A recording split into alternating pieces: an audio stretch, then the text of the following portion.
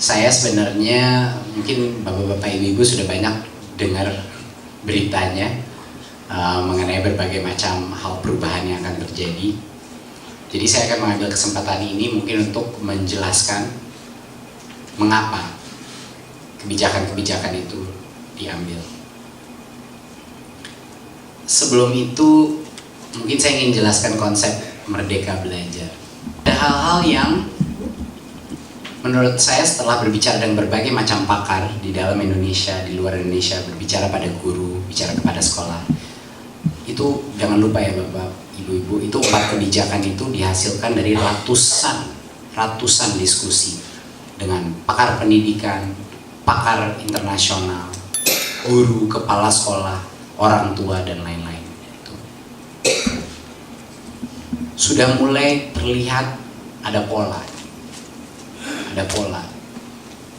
Kemerdekaan belajar itu bukan hanya kebebasan mengajar.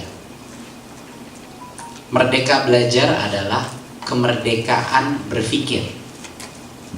Dan terutama esensi kemerdekaan berpikir ini harus ada di guru dulu.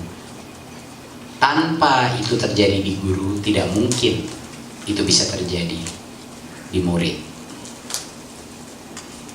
Saya kasih contoh. Banyak sekali kritik mengenai yang USBN, inisiatif USBN, dan kritiknya itu adalah Mas Menteri, guru-guru, dan kepala sekolah banyak yang belum siap, belum punya kompetensi untuk menciptakan penilaiannya sendiri. Saya selalu jawabannya 2. 1, mohon jangan meremehkan guru. Itu tugas yang luar biasa sulitnya. Tapi kedua adalah di kompetensi level apapun, mau itu kompetensi guru yang rendah, kompetensi guru yang tinggi, tanpa ada proses penerjemahan dari kompetensi dasar, dari kurikulum yang udah ada, tanpa guru melalui proses interpretasi, refleksi, dan proses pemikiran secara mandiri. Gimana ya saya bisa menilai kompetensi ini? Gimana ya saya bisa menerjemahkan kompetensi dasar ini menjadi suatu RPP yang baik? Tanpa proses itu terjadi, tidak akan pernah ada pembelajaran yang terjadi. Itu saya bakal debat sama siapapun. Inilah bedanya administrasi pendidikan dan pembelajaran di dalam kelas. Ini bukan hal yang sama.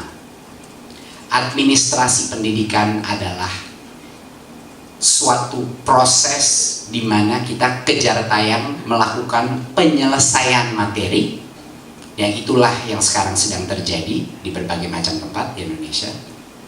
Pembelajaran itu hanya terjadi pada saat kita menerjemahkan secara conscious.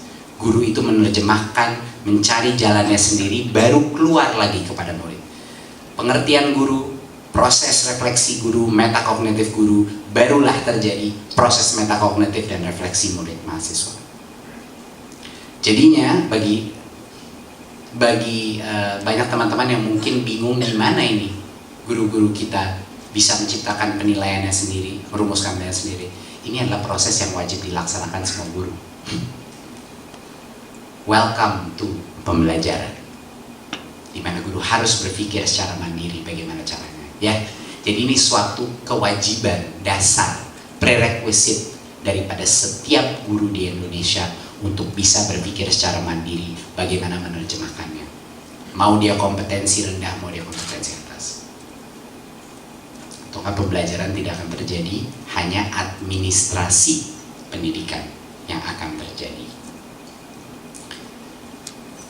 Paradigma merdeka belajar adalah untuk menghormati perubahan yang harus terjadi agar pembelajaran itu mulai terjadi di berbagai macam sekolah. Ada 4 kebijakannya. Yang pertama adalah USBN, yang memang sesuai dengan Undang-Undang Sisdiknas, memang seharusnya kedaulatan sekolah. Memang di undang-undang sudah seperti itu. Inilah makanya mereka boleh, tapi ini bukan pemaksaan, mereka boleh menggunakan kalau mereka belum siap berubah, mereka belum siap untuk melakukan metode baru, menciptakan, silakan menggunakan soal-soal dari USBN, silakan menggunakan soal-soal dari UN, kalau memang itu cara tercepat, ya, kalau memang belum siap. Tapi sudah tidak ada lagi paksaan. Ujian kelulusan ditentukan dan adalah haknya sekolah sesuai Undang-Undang Sisdiknas. Bagi guru-guru penggerak dan kepala-kepala sekolah penggerak yang sudah lama frustrasi dan kepengen melakukan penilaian yang lebih holistik, penilaian berdasarkan portfolio, penilaian berdasarkan esai, penilaian berdasarkan prestasi, penilaian berdasarkan true kompetensi, itu diperbolehkan sekarang, diperbolehkan, dimerdekakan, ya. Jadi monggo yang mau maju ke depan, bergerak, bertransformasi, silahkan. Yang belum siap juga silahkan, tapi sudah tidak ada paksaan lagi. Barulah guru akan melalui proses pemikiran ini. Gimana ya kita menginterpretasi? Ini adalah Merdeka Belajar kebijakan pertama. Kedua, UN. Pada saat ini karena kepadatan UN dan juga topik yang berdasarkan mata pelajaran, sehingga materi semua silabus itu harus masuk ke dalam UN. Disitulah cara tercepat untuk mendapatkan angka tinggi di UN adalah untuk menghafal. Ini bukan perdebatan. Ini kenyataan yang terjadi di lapangan. Karena banyak sekali stres guru karena penilaian sekolahnya, penilaian dia, dan siswa pun stres dan orang tua stres karena seleksi dia ke tahap berikutnya bergantung kepada angka ini. Padahal itu bukan maksudnya UN. Maksudnya UN adalah penilaian terhadap sistem pendidikan, suatu tolok ukur. Itu juga undang-undang. Itulah memang itu untuk mengevaluasi sekolahnya maupun juga sistem pendidikannya, bukan untuk menentukan prestasi si siswa, karena tidak mungkin prestasi kita ditentukan oleh suatu tes pilihan ganda. Bapak-bapak dan ibu-ibu di ruang ini yang sudah punya organisasinya sendiri, sudah memimpin organisasinya sendiri, kapan terakhir kali bapak-bapak, ibu-ibu memilih pemimpin tim, meng-hire orang, merekrut orang berdasarkan tes pilihan ganda? Mempromosikan orang berdasarkan tes pilihan ganda? Nggak pernah kan? Selalu berdasarkan track record dia, interaksi dia, kompetensi kepemimpinan dia, kemampuan dia integritas dia, dan lain-lain. Holistik penilaiannya. Makanya sesuai dengan Undang-Undang Sisdiknas, penilaian murid dilakukan oleh hanya satu orang, yaitu siapa? Guru. Karena guru yang paling mengenal itu anak. Ya, oke. Jadi UN itu bukan dihapus, walaupun itu enak sekali headline-nya ya. Wah, biar semua orang ngeklik itu headline-nya, UN dihapus gitu. UN itu bukan dihapus, diganti formatnya, dikembalikan kepada esensi semangat Undang-Undang Sisdiknas, yaitu mengukur asesmen kompetensi minimum. Asesmen kompetensi minimum. Artinya kenapa minimum? Karena nggak cukup itu untuk mengukur seluruh prestasi siswa, tapi cukup untuk mengetahui sekolah ini sudah di level mana dan perlu ditolong apa tidak. Bukan perlu dihukum atau tidak, perlu ditolong apa tidak ini sekolah. Jadinya makanya topik-topiknya adalah hal-hal yang tidak, sangat sulit untuk dileskan, sangat sulit untuk dihafalkan. Topiknya adalah numerasi dan literasi. Numerasi adalah bukan kemampuan menghitung, tapi kemampuan menggunakan konsep matematika yang tidak terlalu rumit, tapi digunakan, diaplikasikan kepada suatu masalah yang nyata. Literasi bukan kemampuan membaca, tapi kemampuan memahami isi konten dari suatu bacaan dan menganalisa apa itu. Nah, itu makanya isi minimum kompetensi.